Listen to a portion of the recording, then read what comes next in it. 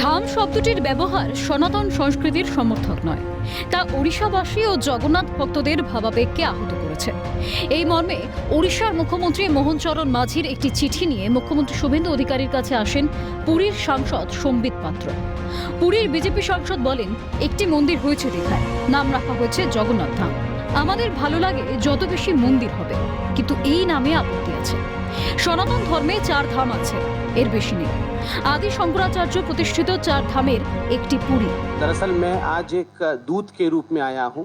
I have come as a messenger, दूत। और हमारे ओडिशा के माननीय मुख्यमंत्री मोहन चरण मांझी जी का चिट्ठी लेकर आया कि 2025 अप्रैल के महीने में तत्कालीन बंगाल सरकार ने एक मंदिर का उद्घाटन किया था दीघा में, जिसका नाम जगन्नाथ धाम रखा गया था।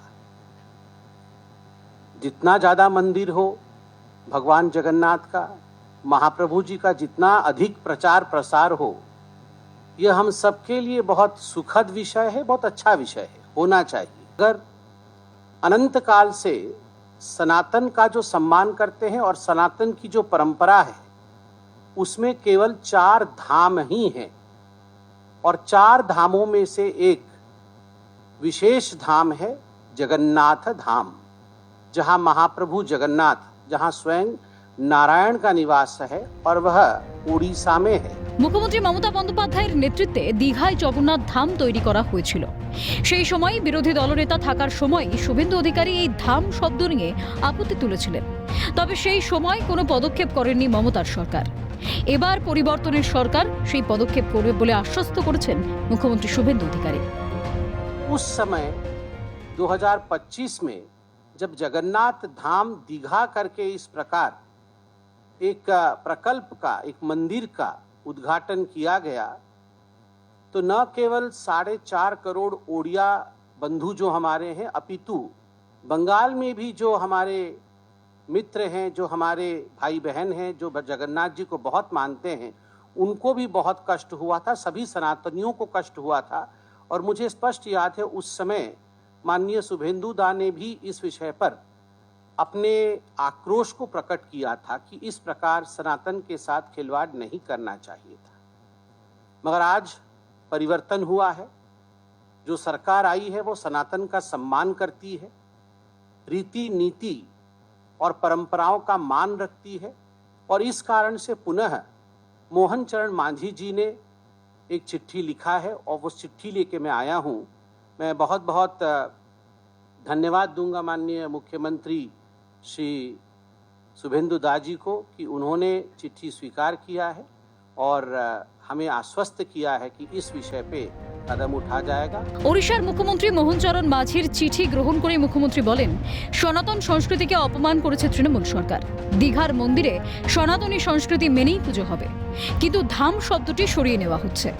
এবার থেকে নাম হবে জগন্নাথ দেব মন্দির। দীঘার মন্দির শ্রী শ্রী জগন্নাথ সাংস্কৃতিক কেন্দ্র, এটাই হিট কোর টেন্ডারে রয়েছে।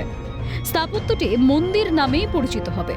মঙ্গলবার নবান্নে পুরীর সাংসদ সম্বিত পাত্রের উপস্থিতিতে এই কথা জানালেন মুখ্যমন্ত্রী শুভেন্দু অধিকারী। উনি চিঠিতে বলেছেন যে ওখানে জগন্নাথ দেবের পূজা পাঠ মন্দির সব চলুক, হাজার হাজার মন্দির হোক, সবাই চান, আমিও চাই, কিন্তু ওই ধাম শব্দটা আমাদের ভারতীয় সংস্কৃতি, সনাতন সংস্কৃতির সঙ্গে সামঞ্জস্যপূর্ণ নয়। এটা নিয়ে বিতর্ক অনেক আগেই ছিল। আমরা মাননীয় উড়িষ্যার মুখ্যমন্ত্রীর এই যে প্রস্তাব, তাকে গ্রহণ করে ওই ক্যাম্পাস থেকে ধাম শব্দটাকে আমরা প্রত্যাহার করছি, সরিয়ে দিচ্ছি। পুরো কমপ্লেক্সটার নামই হবে শ্রী শ্রী জগন্নাথ সাংস্কৃতিক কেন্দ্র, যেহেতু ওটাতেই ক্যাবিনেট অ্যাপ্রুভ্যাল রয়েছে, হিটকোর টেন্ডার রয়েছে, সরকারি অর্থ রয়েছে। আর যেখানে ঠাকুরের পুজো পাঠ হয় সেই স্থাপত্য, সেটা মন্দির নামেই পরিচিত হবে, শ্রী জগন্নাথ দেব মন্দির হিসেবে।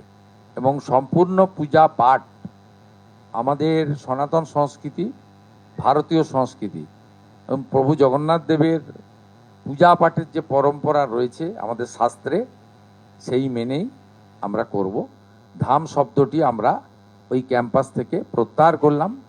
মাননীয় মুখ্য সচিব প্রয়োজনীয় নির্দেশিকা এই সংক্রান্ত জানাবেন এবং যে পরিচালনের ট্রাস্ট কমিটি করা হয়েছে তাকেও আমরা আগামী দুদিনের মধ্যে সরকারিভাবে জানিয়ে দেব এবং আমাদের ওয়েবসাইটেও পশ্চিমবঙ্গ। কোনো মন্দিরকে কি ধাম বলা যায়, ওঠে সেই প্রশ্ন।